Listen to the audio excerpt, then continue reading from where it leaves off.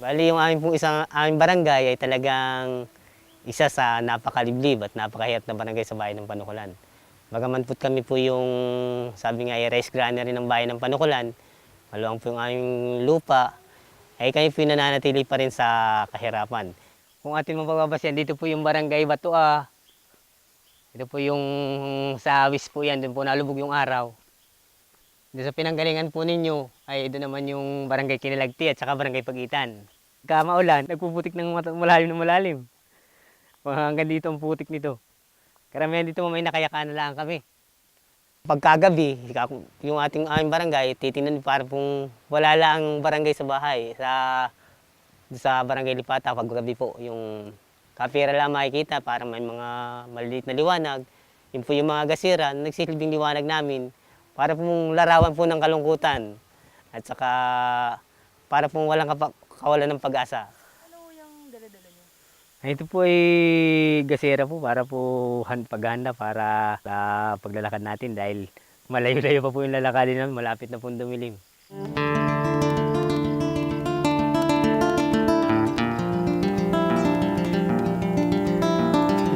Kaya ito po yung lugar namin. Oh.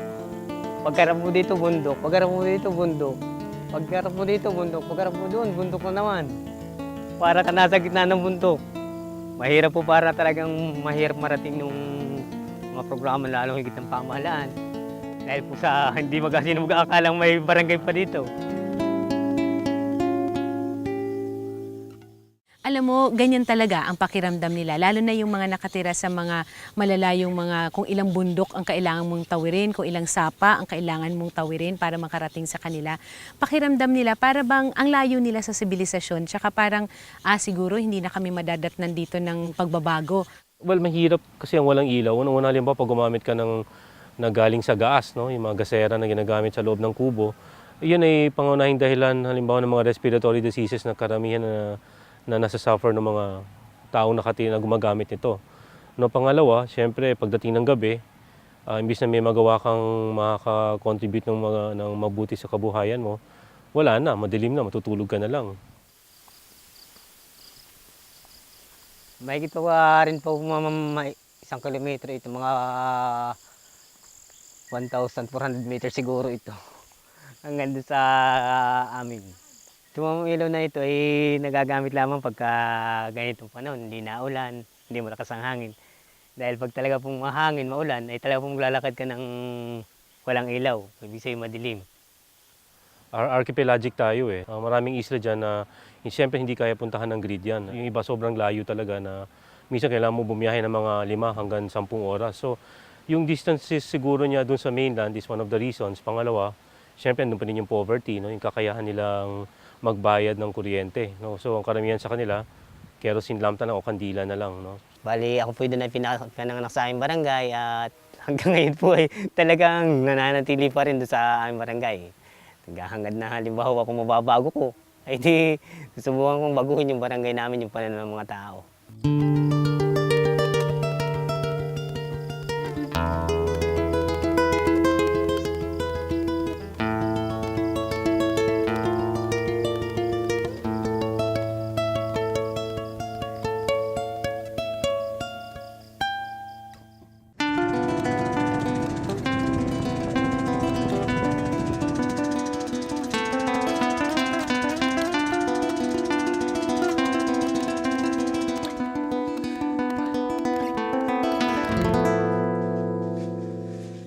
Bali ako ay si Barangay Captain Henry Turgo ng Barangay Bonifacio, kasalukuyang Reclat Chairman mula noong 2002 hanggang sa kasalukuyan.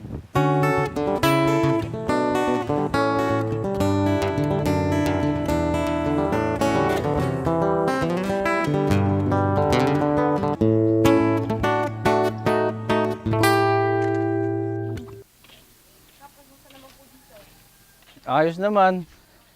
Mga solar light, bihira namang nagkakadiferensya. Halos karamihan pinapakinabangan ng aming solar dito. Katulad nito, isa sa mga nakabitan namin na pinapakinabangan ng gusto. Iba't ibang mga appliances para kita ng mga tao yung kapakinabangan. Ito yung isa naming mga kagawad ng barangay. Ito si Kagawad Ilcero Takyo ng barangay. Bali noong 2002, nabigyan kami ng solar sa pamamagitan ng Quezon Kutu. Kami ay binigyan ng 20 units, tapos ay ang ginawa namin, nagbuo kami ng isang asosasyon na lahat ng mga nabenepisyuhan, yun ang naging member, official, at yun ay nagkaroon kami ng MOA na ang halaga ng units ay aming ibalik para ibili uli ng panibago para doon sa sustainability. At yung aming mga kabarangay ay mabigyan din namin, hindi lamang kami. Ito yung aming eskwelahan na isa sa nababiyayaan ng solar, na ngayon ay ginagamit nila sa mga activities nila, lalo't higit ay paglilison plan paggabi.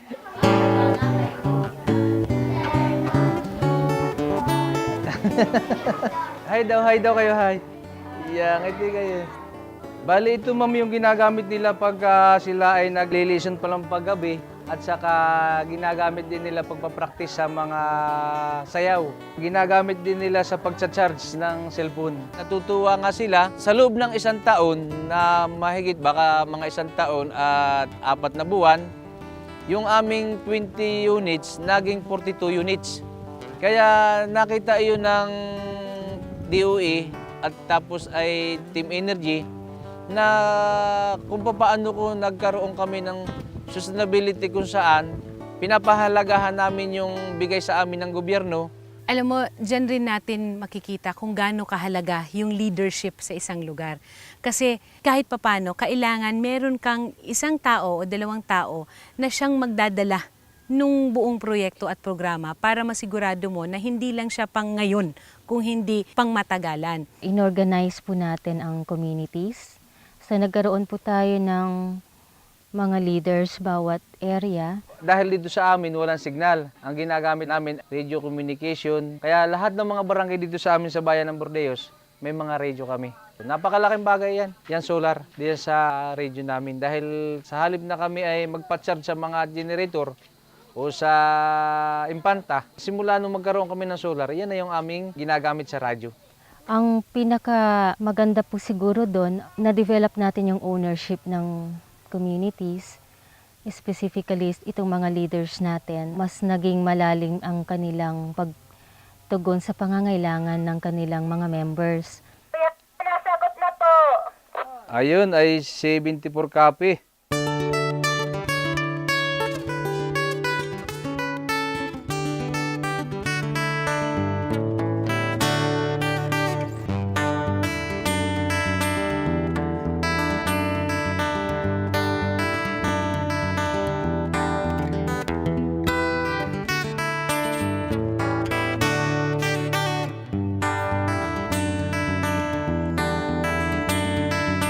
Dati ay oras na dumilim na, natigil na yung mga nagsisipag-basketball. Bali yan ay bigay ng Team Energy at ng DOE para magkailaw kami dito sa aming street light. Pero ito ay aming pinagkasunduan ng sanggunian at ng pamunuan ng RECDAS na ilagay sa Barangay Plaza para doon sa sport development ng aming mga kabataan. Nakakapaglaro na sila sa gabi. Ako'y napakaligaya doon sa nakikita kong ang solar, isa sa napakalaking tulong sa aming barangay. Lalong higit ay sa mga magulang, sa kabataan, sa mga susunod na henerasyon.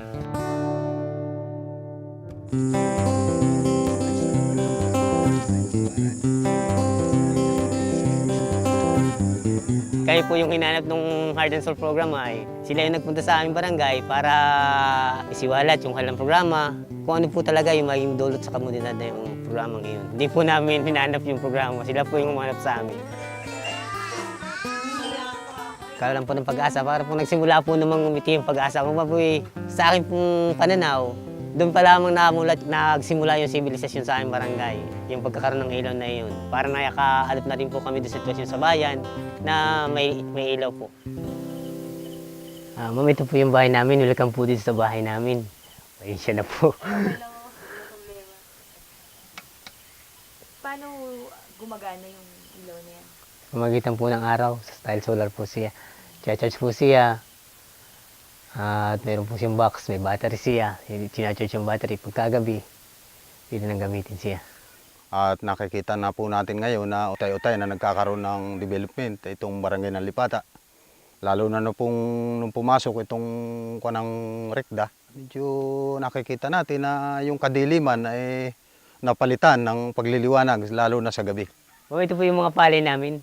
Nagsimulang bumili yung rekta ng palay, ito po yung nabibili na namin. Bali, 7 sako na. 7 sakong mahigit. Inorganisa namin sila na magbuo ng isang grupo na ang tawag ay Renewable Energy and Community Development Association or RECDA. Na yung organisasyon na yun ay hindi lamang para dun sa pagkolekta ng pera na pambayad dun sa kinuha nilang solar power system, pero binubuo din namin sila para sama-sama sila para magtayo ng kabuhayan in the spirit of social enterprise.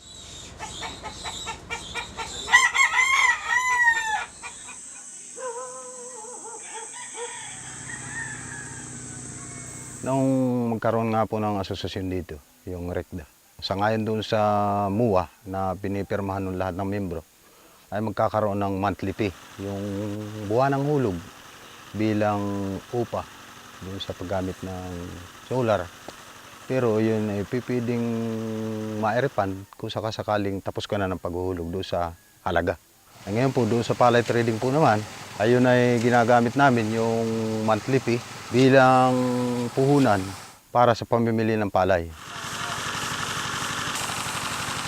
Sa pamamagitan ng monthly fee, ay di pinamili ng palay, tapos ay di tumubo kahit na paunti-unti by volume sa dami.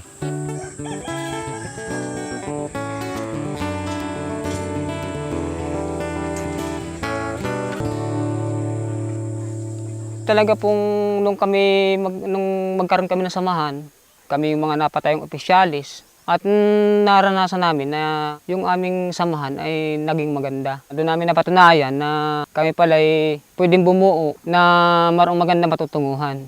Ang pinaka maganda po siguro dito sa Pulilio natin, na-develop natin yung ownership ng communities, specifically itong mga leaders natin, na mas naging malalim ang kanilang pagtugon sa pangangailangan ng kanilang mga members. Mas maganda po yung naging gawa ng solar dahil applicable po yung charger. Oh, at saka, hindi ka na pwedeng pagbintangan na wala kang charge. Pwede mo na lang low-bat ka, ganun.